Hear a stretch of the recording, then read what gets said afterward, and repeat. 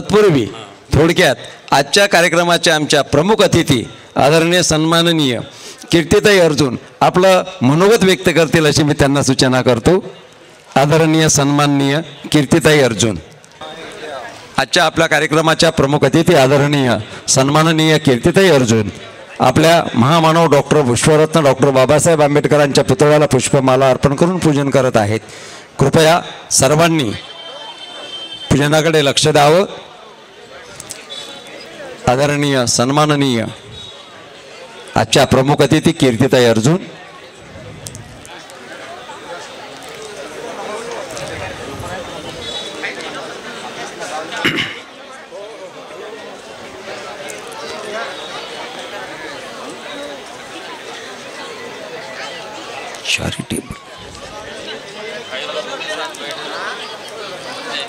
आजच्या प्रमुख अतिथी आदरणीय सन्माननीय कीर्तिताई अर्जुन डॉक्टर बाबासाहेब आंबेडकरांच्या पुतळ्याला पुष्पमाला अर्पण करून पूजन करण्याकरता गेलेले आहेत। कृपया त्यांच्या हातून डॉक्टर बाबासाहेब आंबेडकरांच्या पुतळ्याला पुष्पमाला अर्पण करून पूजन होत आहे। सर्वांनी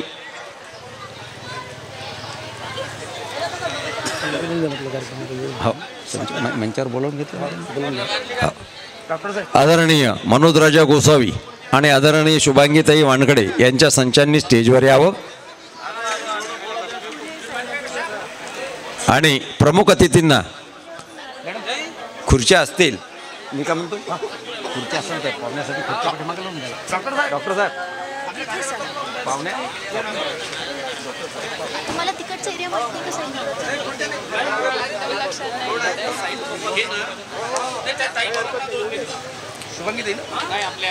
डॉक्टर बाबासाहेब आंबेडकरांना हार अर्पण आहे। डॉक्टर बाबासाहेब आंबेडकरांचा विजय असो। डॉक्टर बाबासाहेब आंबेडकरांचा विश्वरत्न बोधिसत्व डॉक्टर बाबासाहेब आंबेडकरांचा विजय असो विजय असो विजय असो।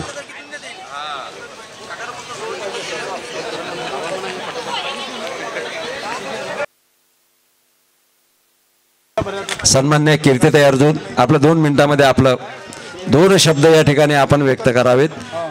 आमच्या आंबेडकरी राष्ट्रीय कलावंत परिषदेची तीव्र इच्छा आहे की आपण या ठिकाणी आपलं मनोगत व्यक्त करावं। आदरणीय हो आहे हो करतो ना त्याचे घेतो स्वागत डबल करतो ना अध्यक्ष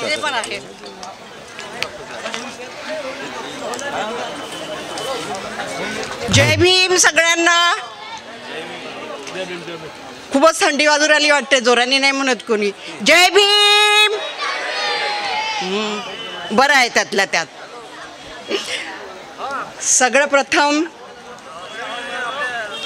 परिवर्तनाच्या चळवळीमध्ये ज्या सगळ्या महामानव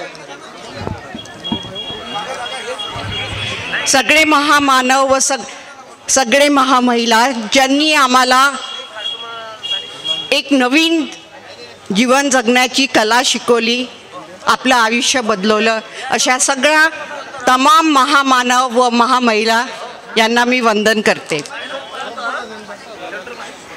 विश्वाला शांतीचा करुणेचा व प्रेमाचा संदेश देणारे शाक्यमुनी तथागत गौतम बुद्ध यांना त्रिवर वंदन।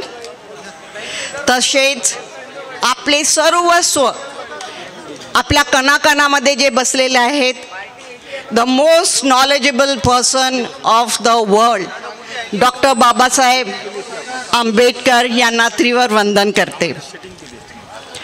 मला माहीत आहे तुम्ही खूप वेळचे बसलेले आहात आणि आता लगेच संगीताचा कार्यक्रम सुरू होणार आहे आणि जेव्हा संगीत असते तेव्हा आमच्यासारख्यांनी जास्त बोललेलंच बरं म्हणजे नकोच बोलायला म्हटलं तरी चालेल, कारण सगळे वाटच पाहत राहतील की ताई कधी संपवतात आणि गाणं कधी आम्ही ऐकतो।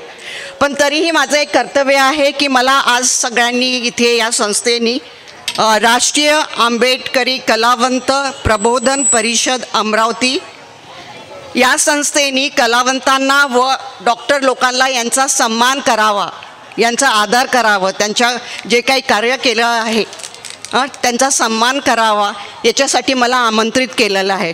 तर हे जे त्यांनी आज घडून आणलेलं आहे, डॉक्टर म्हणजे एक सोल्जरच. तुम्हाला कोविडचा वेळ आठवतं का? आठवतं? डॉक्टर भेटायचे का? नाही ना.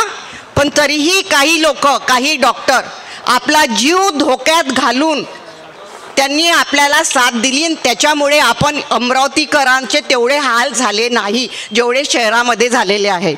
तर मग आपलं कर्तव्य नाही आहे का की त्यांचा सत्कार करावा? हो ना? जरा जोराने म्हणा ना. आणि मग तुम्ही टाळ्या का नाही वाजवला त्यांचा सत्कार होत होता तेव्हा? ऑल द डॉक्टर्स बघा किती स्मार्ट आहेत आणि किती छान आहेत. इकडे बघा, इकडे त्यांच्याकडे बघा आणि तुम्ही त्यांच्याकडे बघा आणि खूप जोराने टाळ्या वाजवा. ओके, त्याला म्हणतात भीम सैनिक. आपण भीमाचे लेकरावर कोणी आपलं चांगलं केलं तर आपण त्यांचं कौतुक केलं पाहिजे ना. गुड. आणि याच्यानंतर संगीताचा कार्यक्रम होणार आहे.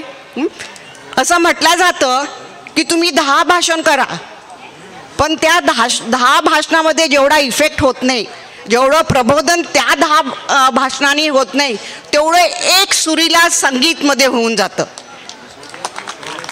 वा. आणि ते तुम्ही आता बघाल जेव्हा चांगलं गाणं आपण ऐकतो ना, वामनदादांचं म्हणा किंवा बरेचसे, आपण, माझ्या वडिलांचं आवडतं राहायचं, भीमराया घे तुझ्या या लेकरांची वंदना, घे आज ओथंबलेल्या लेकरांची वंदना. अजून त्यांचं एक सुंदर कडवं होतं की काटले गेलो तरी सोडले नाही तुला. अर्थात नेहमीच आम्ही बाबासाहेबांसोबतच राहू, आपण, आपली पुढची पिढी, त्याच्यानंतरची पिढी. आणि याच्यासाठी जरुरी आहे की हे जे इतके हुशार लोक आहेत, तुम्ही आहात, तुम्ही सगळ्यांनी बाबासाहेबांच्या पावलावर पाऊल टाकलं पाहिजे. मी शिक्षणामध्ये आहे तर मी बाबासाहेबांचं पहिलं घेतलेलं आहे, शिका. नंतर एवढे सगळे मोठे कार्यकर्ते लोक बसलेले आहेत तिथे, त्यांनी सगळ्यांना संघटना केली पाहिजे. आणि मग शिक्षण आणि संघटना व्यवस्थित असली, बुद्धीने काम केलं तर आपण व्यवस्थित संघर्ष घेऊ. तुम्हाला सगळ्यांना शुभेच्छा. आजच्या दिवसाचे संविधान दिवस येत आहे, खूप मोठा दिवस आहे तो. त्या संविधानामुळे, बाबासाहेबांनी जे आपल्याला संविधान दिलेलं आहे त्याच्यामुळे आज आपण इज्जतीचं जीवन जगत आहोत. नेहमीच आपण ते लक्षात ठेवलं पाहिजे. आणि हे जे काही आपण बाबांची शिकवण जी आपल्याला भेटलेली आहे ते पिढ्यानपिढ्या पुढे गेलेली पाहिजे. आणि बाबासाहेबांची शिकवण ना आज तर खूपच जरुरी आहे. बाकीचे लोक एकत्र, लीडर लोक एकत्र हो किंवा न हो, पण आपण सगळ्यांनी एकत्र राहिलंच पाहिजे, आपण एक असलंच पाहिजे. जर आज आपण एकत्र नाही राहिलो तर आपण पुढच्या पिढीला तोंड देऊ शकणार नाही. तुम्हाला जर वाटत की आपले मुलं, आपले नातू पंतू व्यवस्थित राहिले पाहिजे तर आपल्याला फक्त संविधानच व्यवस्थित ठेवू शकतं. बाबासाहेबांचा आणि आपला संविधान हाच आपल्याला व्यवस्थित ठेवू शकेल, आपल्याला इज्जतीचा रस्ता देईल. त्याच्यामुळे संविधान आपलं टिकून ठेवायचंच आहे. आणि जर ते टिकून ठेवायचं असेल तर आपण सगळे एक, हो ना? आपण सगळे जय भीम, जय भीम, जय भीम. Thank you.